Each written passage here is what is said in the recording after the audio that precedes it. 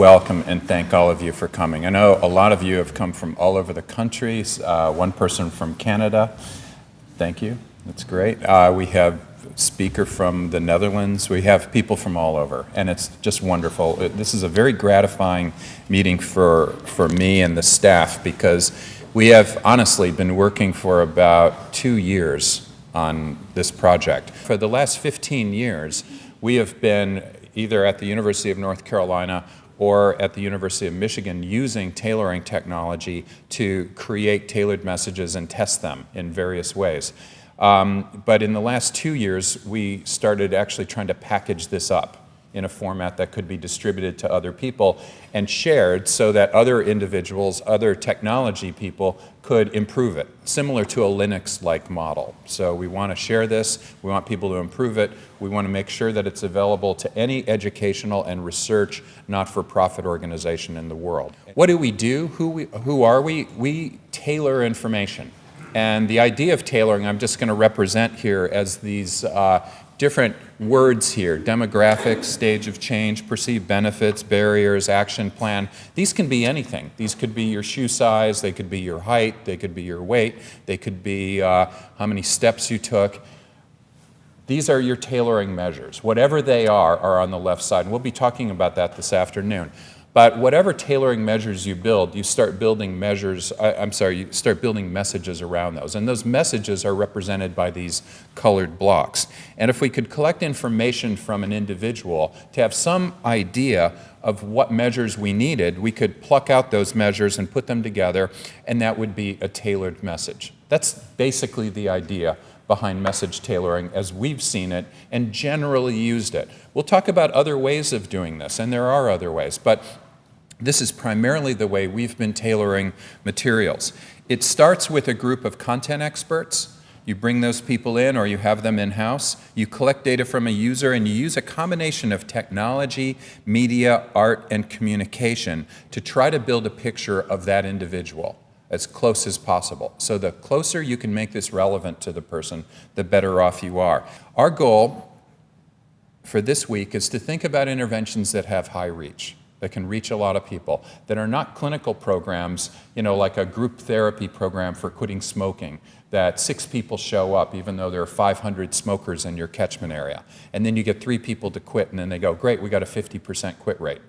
No, you didn't. You got 3 out of 500 people. So thinking about reach and participation rates is very important. So thinking about kind of programs that a lot of people will use that are intrinsically palatable is something that we're very interested in here. High efficacy, obviously. We want to have programs that are more efficacious than pamphlets, more efficacious or as efficacious as telephone counseling maybe. So we want to have programs that have high reach, but at the same time can have high efficacy. And since we're only moving electrons around, we should be able to do that at pretty low cost. When we're starting to tailor information using new media, we should be able to do this. It may cost a lot to build the programming, but it shouldn't cost a lot to deliver it. So we see consumer health informatics as having this potential.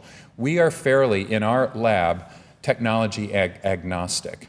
We've worked with digitally tailored print materials, we've worked with kiosks, we've worked with the internet, with CD-ROM. We're building programs using SMS messaging for cell phones. We've worked with Carolyn Richardson using pedometers, collecting data. If a tailorer, building a new suit, tries to measure, the size of your shoulders and screws that up, your tailored suit is going to look bad. So it's essential to understand what measures to tailor on, whether this shoulder width is important, and secondly, that you measure it accurately. How, why, when to tailor in general. Well, you can tailor on a lot of things. What we've been trying to do over many years is try to peel this onion closer and closer down toward the center of human behavior, health-related behavior. There's so many different needs. There's so many different types of African Americans. There's so many different types of older people or younger people or men or women or rich or poor that we like to peel the onion a little further and go into factors that we think are more proximally related to health-related behavior. And actually, this is one of the neat things about tailoring is that you end up learning a lot about theories. It's the most direct application of theory that I know about. And that's kind of interesting. It's kind of putting your money where your mouth is. You think that's a box that's relevant? Tailor on it. see whether that works. And that's been very exciting in our field, and I think actually really lent itself to a better understanding of theory. Okay? Let's look at depth of tailoring. If we could tailor these more deeply. So in other words, these boxes, if we could create much more refined, more granular versions of this, we could assemble them and you'd get a more granular version of this whole thing. Let me give you an example. This is a tailored story, but it's only tailored to their name, their gender, and their stage. Not very tailored, really. Here's a more tailored version. If I'm a female who's a single mom, and I worry about certain barriers, and I have a certain job status, and I have a certain type of social support, and I'm in a certain stage, etc. All of those things are tailored for me in this case. And we can create over 500,000 variations of this single page. We found that the perception of message relevance was a strong mediator between tailoring depth and engagement. In other words, people who had more deeply tailored messages were more likely to find them relevant. I think Ari has found something similar in his research. People who found them more relevant, more like me, written for me, more likely to go back time and time again to the program. People who went back more and more were more likely to quit smoking. I'd just like to go through very quickly our keynoters, which I think is really essential here.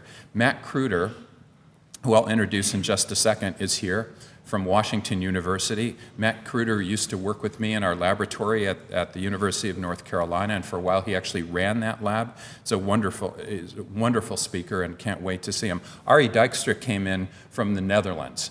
To me, he's one of the most analytic tailoring experts in the world, if not the most analytic expert in this. Bess Marcus is coming in from Brown University, and Bess will be talking about physical activity and tailoring. She's done wonderful work in this area, so we're really looking forward to having Bess come here. She uses the trans-theoretical model. Ari's back again, whether we like it or not, to give another talk, and because we love Ari, actually, and we really want him to talk a lot. We have Ken Resnikow, one of the world's experts in motivational interviewing, in self-determination theory, and in ethnically based tailoring. So Ken is going to be talking about his research. We're very happy to have him. And we have Angie Fagerlin here, who is an expert in risk communication. Angie works in our center with us. She's a cognitive psychologist. And finally, I'll be finishing up talking about the future of tailoring. Let me start by adding my congratulations to the Michigan team, first for an outstanding showcase event last night, for those of you who were able to attend the reception, and then also for putting together this workshop, which is really a first of its kind event. And for those of us who've been talking about tailoring for a decade and a half now and are constantly asked about how people can learn more about this or learn the skills to become a tailorer, it's terrific that we now have a resource to point them to, so congratulations for that. And so one of the things I think we can do with tailoring, and I'm going to talk a little bit about this, is use technology to connect people to existing resources. And now we're going back to the next question, and that's why is it effective? Because only when you know why it is effective, you can further improve it. You must know which ingredients in tailored interventions are effective to further refine those ingredients.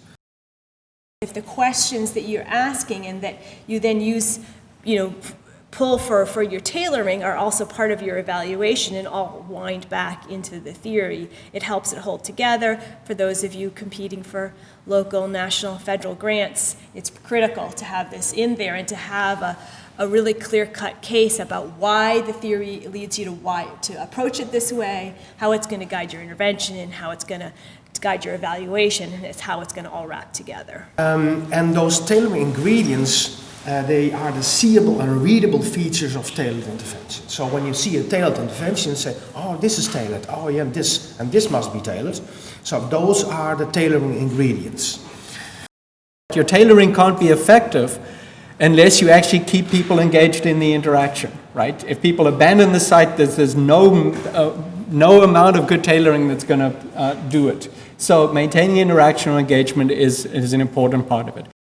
I'm going to take as given that question wording is important, right? And I can point you to references if you're interested in reading more. What I'm going to do is go one step further and say it's not about how you word the questions, but it's how you present the material that's important. And it's about sort of the discussion that came up during Ari's presentation this morning as well. It's the peripheral stuff. And what I want to do is to show you examples of how might affect the answers that you want to get in a standardized, non-biasing way in surveys. So I want to talk to you today about how to incorporate motivational interviewing type techniques, client-centered type techniques into your tailored interventions. And in general, what I want to demonstrate and make an argument for is we've been pushing people too much. Too much of our tailoring has been telling people why and how they should and have to change, using words like, this is important to you. And in motivational interviewing, that's an anathema. We don't say that to our patients. There's no reason why our print or web and other media can't follow the same patient-centered principles. This is a pretty disparate group. There's people on this board who are Republican, people who are vehemently against affirmative action, people whose ethnic identity changed over time. Yet we still talk about this mythical black audience as if there's a black composite character that we can group target. That's a very odd mix. And it sort of begs for individual level tailoring. So in very broad terms, we know that group targeted interventions do better than untargeted or untailored interventions. We know in general, the many meta-analyses, including from people in this room, we know in general tailoring works. We know that ethnic identity meets the criteria that it varies on an individual level. And we know it meets the criteria that as ethnic identity varies, health behavior varies. So it looks like it's a candidate variable to tailor on. There are two types of tailoring that is possible. You can tailor the risk numbers that people get, and you can tailor how the risk information is presented. And I'll go through each of these. How to tailor how risk information is presented. And one way is how you convey that the numbers presented are tailored. So oftentimes we develop these decision aids where we tailor the numbers, but people don't understand that those are their numbers, that they've been tailored to that individual's own medical history. They just think it's the overall numbers, what the average woman will. Other potential ways to tailor the presentation of risk information is what type of graph to use. And this kind of goes back to our earlier discussion about, do you give them what is best or what they want? There's sections of each day that are content focused, and there's sections of each day that are technology focused, and we're expecting all of you to be in some of those. And then there are breakout sessions where you get to choose either the technology focus or the content focus, and those are a little more deep dives into those particular areas. We've spent a lot of time trying to build tailoring technology that anybody can use, whether you're a technical person or not. And we want all of you to try this out, okay? So I'd like all of your commitment, if you don't mind, I'd like all of your commitment to really work hard in trying to understand some of the technology that we've been building. And the reason for that is important. I think that when you put together a lab like this, any sort of research center like this, if you separate out the technology people from the content people, it's kind of an oil and water. It's a very natural oil and water mixture. It takes a few years, actually, to start getting these two groups together so the technology people understand what you're trying to do. And at the same time, so you understand what the technology people have to go through.